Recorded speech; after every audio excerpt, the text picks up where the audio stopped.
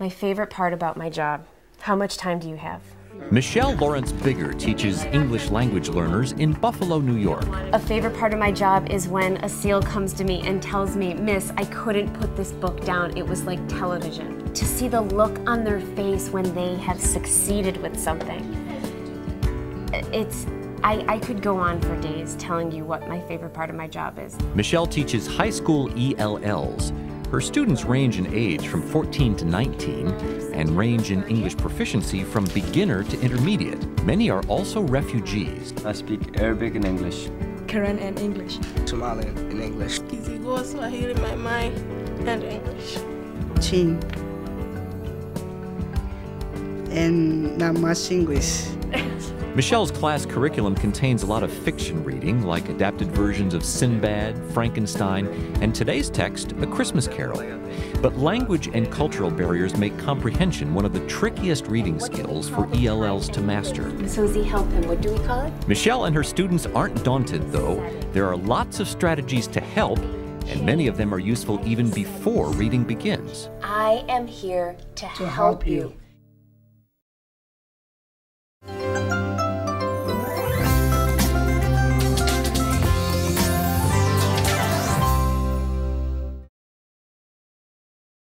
If you just say, take this book and read it on your own, and they don't get it, they're not going to understand it, and so how could they enjoy it? I believe that if you set a student up for success, success breeds success. Before we read chapter 2, there are 3 vocabulary words that I want to make sure you understand. Pre-reading strategies help lay the groundwork for students so that they can get the most out of the upcoming reading. For example, whether it's fiction or a textbook, take time to preview the content, including any new vocabulary, before the students begin reading. Previewing is very important because, first of all, there are a lot of vocabulary words students won't know. So what words are really important? What do I need to pre-teach in this? And then when they read, they'll recognize the words, and it won't be a difficulty understanding the vocabulary words that have been identified. Today, Michelle is preparing the class for Chapter 2 of A Christmas Carol. This word is wept. Can you say that? Wept. Yesterday I wept, but today I weep because I'm gonna miss you when we go home for Thanksgiving. Let's hit pause on this performance. Acting is actually a fun and effective way to engage students and help them understand content. Okay? So what does weep mean? We cry. It means to cry. Okay? And look here, I have wept and cried. I have weep and cry. These 2 words, weep and cry, mean the same. What do we call 2 words that mean the same? Synonym. Notice that Michelle uses every opportunity she can to incorporate and review academic concepts with her students. Now watch how Michelle explains this next concept. And the last thing that I need you to understand, I do not need to write the word, I just want to talk to you about the type of school that Scrooge went to when he was a little boy. Oh, yeah. Okay? Scrooge went to something that we call a boarding school. And what that means is that he did not go to school like you do today. Every morning you wake up, you get on the bus, and you come to international prep. This is great. Michelle is trying to activate her students' background knowledge, an essential component to comprehension. If students can connect what they already know to what they are learning, they are far more likely to understand and retain the information. When Scrooge went to school, he did not go to school in his town. So for example, we live in Buffalo. If we went to boarding school, maybe we go to school in Ithaca. And we do not drive to Ithaca in the morning and then come back in the afternoon. That's too far. So we would drive to school and we would sleep there every day. Like a Harry Potter movie? Exactly, just like Harry Potter. Sleep there, live there, eat there. And when do they come home? They come home with holiday. You got it. A holiday. They even surprised me. I had no idea that he knew about Harry Potter, but whatever it takes, he understood boarding school, and that was important. Previewing can also go beyond definitions, widen the scope, and take time to look at the larger elements of a story.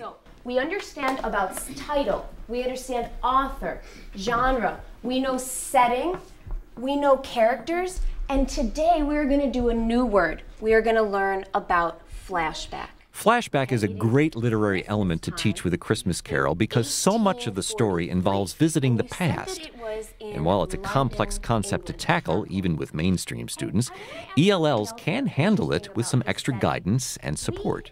I was fortunate 3 years ago to work very closely with our English language arts teacher. He came in not knowing very much about English language learners, and he wanted to do all this big stuff with them. Hey, Michelle, look, there's a lot of similes in here. I think we should teach about similes. And I would say, Sean, I don't know about that. I don't know if they can handle it. And I couldn't believe how they caught on.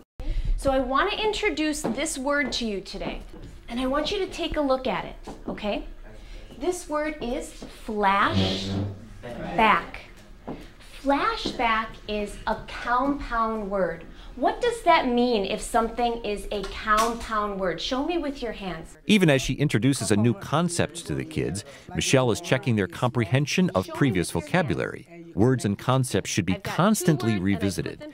The more the kids hear and apply them in different contexts, the greater the chance of both retention and comprehension. The two words that I have here are flash and then back. Show the students how to break down new vocabulary into smaller parts. If they know how to turn a word into bite-sized pieces, they're less likely to be intimidated and are more likely to fully understand the word's meaning. Let's start by looking at this word, back. When we think of the word back, what do we think about? Back. In the past time. And that's what it means in this word as well. It's talking about the past. Now I want to look at this word. Yes. Okay. This word is flash, and I want to show you something. Oh, I know. You know? What am I doing with the lights? You turn on, turn on, turn off, turn on, turn off, turn on. I turn off, turn on, turn off, turn on, turn off, turn on. And how do I do it?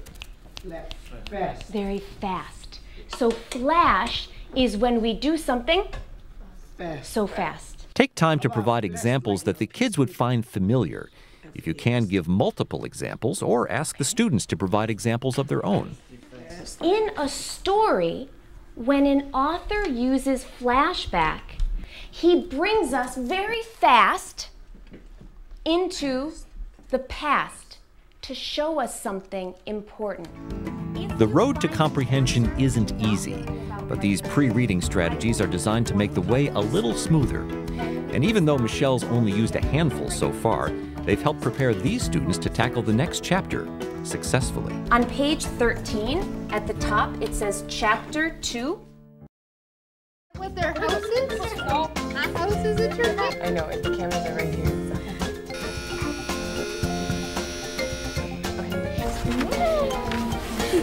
Abdi? All right. I am so cold.